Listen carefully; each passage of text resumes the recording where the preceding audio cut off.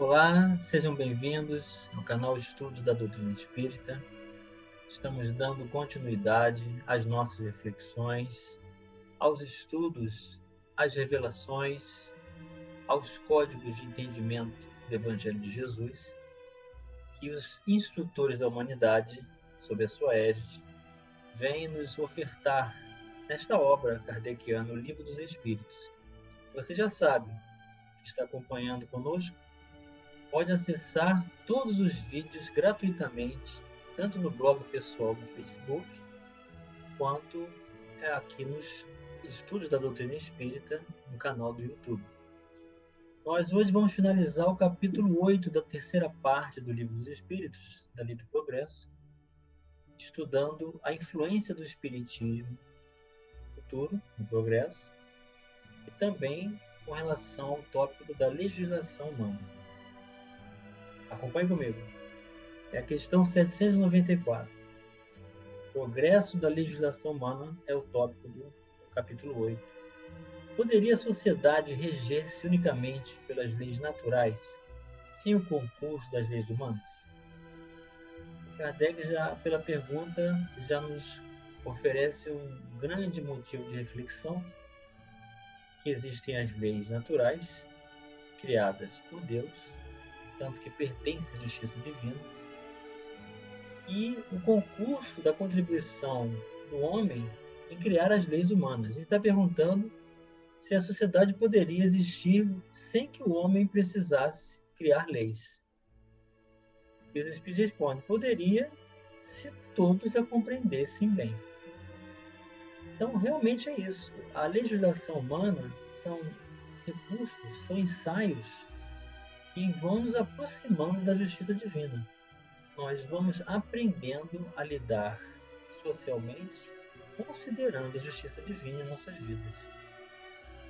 Se os homens as quisessem praticar, elas bastariam. A sociedade, porém, tem suas exigências. São-lhe necessárias leis especiais. Então, enquanto os horizontes do entendimento humano estiverem pairando sobre as necessidades materiais, acima das espirituais, as leis humanas serão necessárias. Questão 795. Qual a causa da instabilidade das leis humanas? O homem constantemente está criando novas leis. Por que isso acontece? Nas épocas de barbaria, são os mais fortes que fazem as leis, e eles as fizeram para si. À proporção que os homens foram compreendendo melhor a justiça, indispensável se tornou a modificação delas. Quanto mais se aproximam da vera justiça, ou a verdadeira justiça, tanto menos instáveis são as leis humanas. Isto é, tanto mais estáveis se vão tornando, conforme vão sendo feitas para todos. E se identificam com a lei natural. Então esse é o objetivo. Amadurecimento espiritual, consciência de coletividade, colocar-se no lugar do outro, fazer para o outro o que gostaríamos que fizessem para nós, para que essas leis abranjam a todos. E vem a contribuição de Kardec. A civilização criou necessidades novas para o homem, necessidades relativas à posição social que ele ocupa. Tem-se então que regular, por meio de leis humanas, os direitos e deveres dessa posição. Mas, influenciado pelas suas paixões, ele não raro há criado direitos e deveres imaginários, que a lei natural condena, que os povos riscam em seus códigos à medida que progridem. A lei natural é imutável e a mesma para todos. A lei humana é variável e progressiva. Na infância das sociedades, esta só pôde consagrar o direito do mais forte. Então, pela observação das consequências da aplicação das leis criadas pelo homem, quando elas não funcionam, quando elas não cobrem a todas as necessidades, quando elas fazem distinção entre classes, então o homem começa a perceber que algo está equivocado e que ele não vai progredir, que é preciso que o todo progrida para que haja estabilidade de uma forma geral.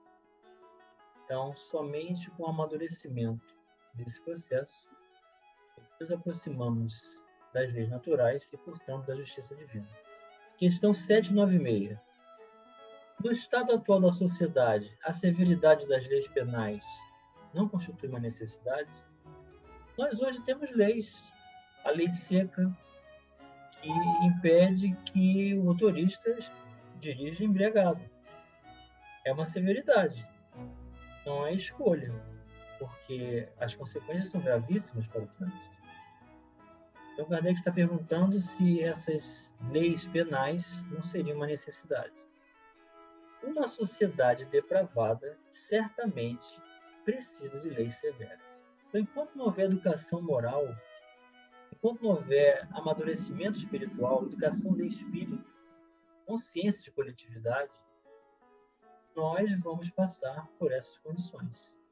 Precisaremos de leis e multas e penas para que haja um verniz, ainda que seja superficialmente, de comportamento, até que seja uma conquista sem que haja essa necessidade. Infelizmente, essas leis mais se destinam a punir o mal, depois de feito, do que secar a fonte.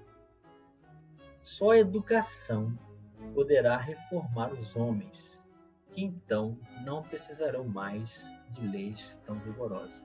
Eis aí o caminho para todos nós.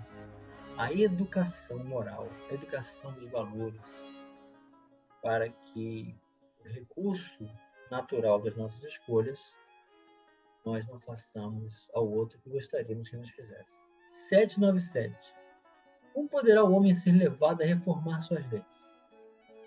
Isso ocorre naturalmente, pela força mesma das coisas e da influência das pessoas, que o guiam na senda do progresso. Muitas já ele reformou, e muitas outras reformará. Espero. Vamos trabalhar nesse sentido.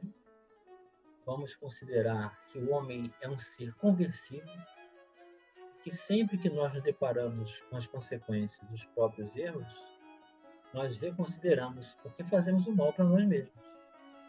Eis aí a esperança. Esse espera tem esperança.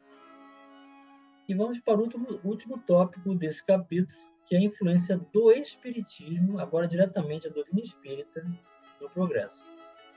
É a questão 798.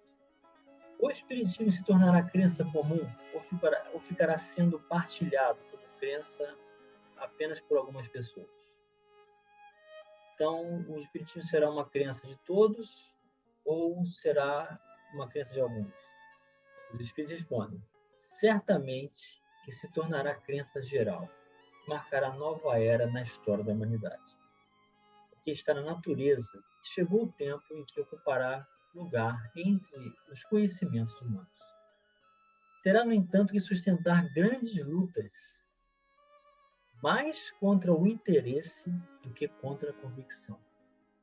Então, vamos nos deparar com pessoas que vão dizer: eu entendo o que seja o espiritismo, mas eu tenho outros interesses. Não é da convicção. A luta é de interesses. Porquanto não há como dissimular a existência de pessoas interessadas em combatê-lo, umas por amor próprio, outras por causa inteiramente materiais. Porém, como virão a ficar insulados, seus contraditores se sentirão forçados a pensar como os demais, sob a pena de se tornarem ridículos. Eis aí a condição do mundo de regeneração. A qualidade dos espíritos farão com que essas leis naturais sejam espontâneas, ações comuns das nossas escolhas.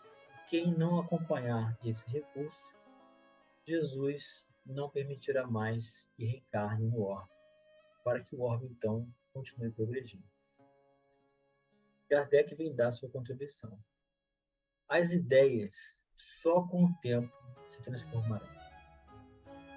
Nunca de súbito. De geração em geração, elas se enfraquecem e acabam por desaparecer. Paulatinamente, quer dizer, gradualmente, com os que as professavam, os quais vêm a ser substituídos por outros indivíduos imbuídos de novos princípios, como sucede com as ideias políticas. Então, olha aí, aqui está falando da substituição de indivíduos no órgão. A qualificação dos indivíduos é que vai determinar a qualificação do órgão. E é muito fácil para Jesus determinar quem vai reencarnar e quem não vai. Quem está magneticamente ou psiquicamente conectado com os recursos do amadurecimento do bem em progresso e quem não está. Esses reencarnarão, outros não reencarnarão. Vede o paganismo.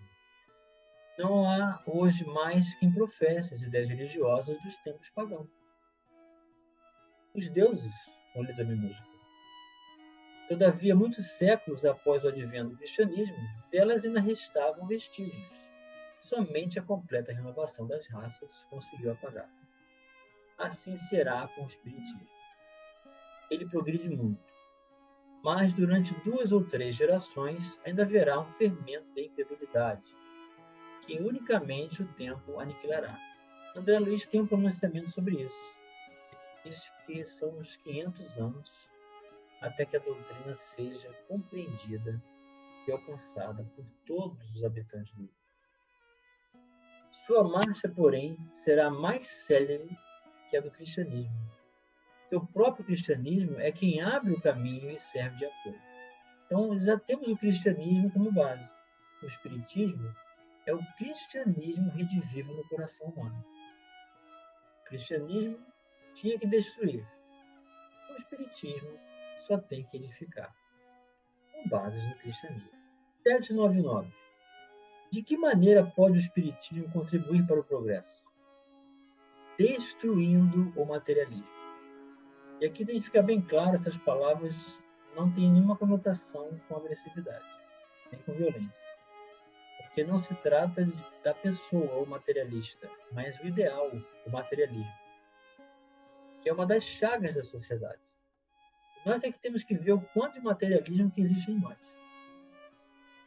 Ele faz que os homens compreendam onde se encontram seus verdadeiros interesses, deixando a vida futura de estar velada pela dúvida. O homem perceberá melhor que, por meio do presente, lhe é dado preparar o seu futuro. Abolindo os prejuízos de seitas, castas e cores, ensina aos homens a grande solidariedade que os há de unir como irmãos. Então, essa visão de espíritos que a doutrina espírita vem nos convidar a reconsiderar é a forma mais direta de nos educarmos para nos considerarmos todos iguais perante Deus. Questão 800. Não será de temer que o espiritismo não consiga triunfar da negligência dos homens, do seu apego às coisas materiais?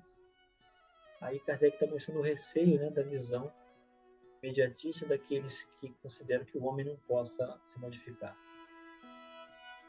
E os espíritos respondem: conhece bem poucos homens quem imagine que uma causa qualquer os possa transformar, como que por enquanto. Conhece bem poucos homens quem imagine que uma causa qualquer os possa transformar, como que por encanto. As ideias só pouco a pouco se modificam, conforme os indivíduos. E preciso é que algumas gerações passem para que se apaguem totalmente os vestígios dos velhos hábitos. A transformação, pois, somente com o tempo, gradual e progressivamente se pode operar. Para cada geração, uma parte do véu se dissipa. O espiritismo vem rasgá-lo de alto a baixo. Entretanto, conseguisse ele unicamente corrigir num homem um único defeito que fosse, e já o haveria forçado a dar um passo. Ter-lhe-ia feito, só com isso, grande bem, pois esse primeiro passo lhe facilitará os outros. Então, onde nós não vemos modificação, na intimidade de cada um, o passo a mais que se dá no amadurecimento espiritual já é muita coisa. Questão 801. Por que não ensina os espíritos em todos os tempos o que ensinam hoje? Não ensinais às crianças o que ensinais aos adultos. E não dais ao recém-nascido um alimento que ele não possa digerir. Cada coisa tem seu tempo. Eles ensinaram muitas coisas que os homens não compreenderam ou adulteraram, mas que podem compreender agora. com seus ensinos, embora incompletos, preparar o terreno para receber a semente que vai frutificar. Questão 802. Visto que o Espiritismo tem que marcar um progresso da humanidade, por que não apressam os espíritos esse progresso, por meio de manifestações tão generalizadas e patentes que a convicção penetre até nos mais incrédulos? Desejais milagres, mas Deus os espalha a mancheias diante dos vossos passos, e, no entanto, ainda há homens que o negam. Conseguiu, porventura, o próprio Cristo convencer seus contemporâneos mediante os prodígios que operou? Jesus já fez muitos fenômenos, nem por isso as pessoas passaram a acreditar. Não conheceis presentemente alguns que negam os fatos mais patentes ocorridos às suas vistas? Não os que dizem que não acreditariam, mesmo que vissem? Não é por meio de prodígios que Deus quer encaminhar os homens. Em sua bondade, ele lhes deixa o mérito de se convencerem pela razão. Aqui está bem claro que o progresso da humanidade vai depender do conjugamento entre o sentimento e a razão humanas, nas convicções, na realização pessoal do seu progresso, na qualificação das nossas escolhas, pela educação do espírito, e não pelos fenômenos. Fenômenos nós vemos todos os dias: nascer do sol, o aparecimento da luz da lua, as estrelas, dia, a noite, os ventos, as torrentes marítimas, os cataclismos, são todos fenômenos. A vida já é um grande fenômeno. O nascimento é um grande fenômeno de um espírito que se une a um corpo físico. Quantos fenômenos nós já não vimos? Mas se não usarmos a razão, abrirmos o coração para nos conectar com Jesus, nós não teremos realizado progresso algum. Então é pelo uso da razão, pelo nível de intelecto desenvolvido, que vamos aprender a discernir o bem do mal. Grande abraço e até o próximo vídeo.